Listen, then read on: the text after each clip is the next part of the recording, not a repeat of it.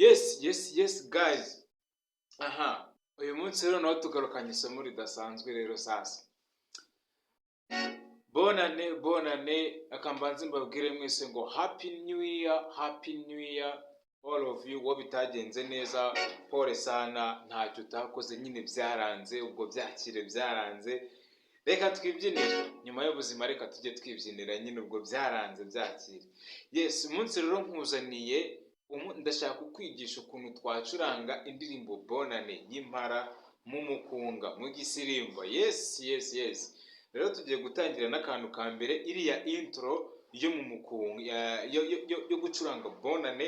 Tugiye gutangira n'ako kantu ka mbere. Ndagusaba kureba video kuva itangiye kugeza irangiye. Muri iyi video ngiye kukwereka ako ka intro, ariko kandi nyuma y'iyi video uze kuba hafi, hari n'izindi video ziza kukwereka iyo ndirimbo. Yes, twagiye. Utangira n'akantu kavuga ngo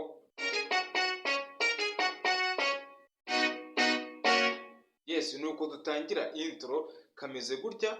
Dukurikirane, narabwiye video zanjye ntago zijya ziba zirezire, zigomba kuba ngufiya, ariko tukagira icyo tuzigira. Kameze gutya rero.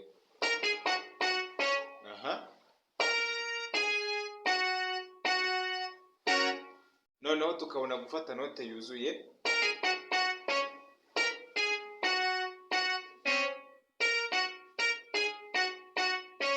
Guys, kanze ko muri kubona ni ta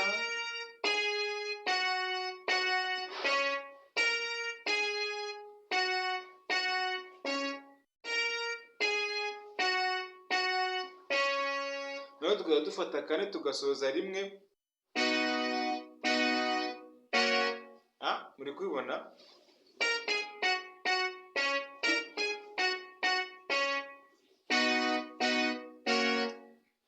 Iyo ni etape ya mbere. Noneho aka kabiri turongera tugasubiramo bya bindi.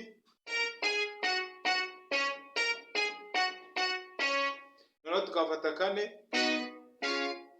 tukabanza tugafata gatanu, tugafata rimwe. Muri base ntabwo ndibivugaho cyane, muri base ndaza gutegura isomo ryabyo by'umwihariko. Hanyuma reka turebe, twongere dusubiremo irindi rimwe.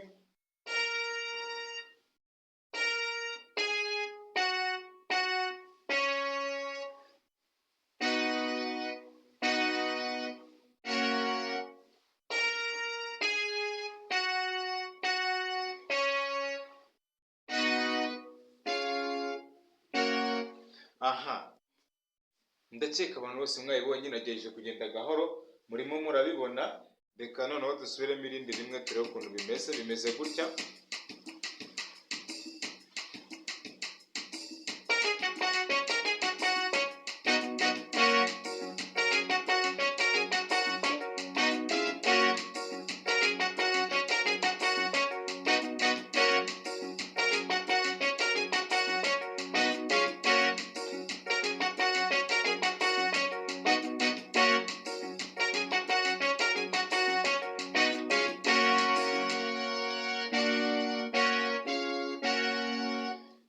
Yes, reka nizere ko ubashije kubona ukuntu ducuranga introduction y'indirimbo bonane ya Impala do Kigali mu mukunga. Sasa rero ntuze gucikwa, mu kanya turaje turebe ibindi bikurikira ibi ngibi, ukuntu wacuranga.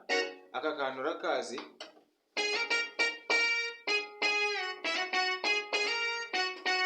Yes, ntucikwe rero, akantu nkako turaje mu kanya turebe ukuntu bimeze.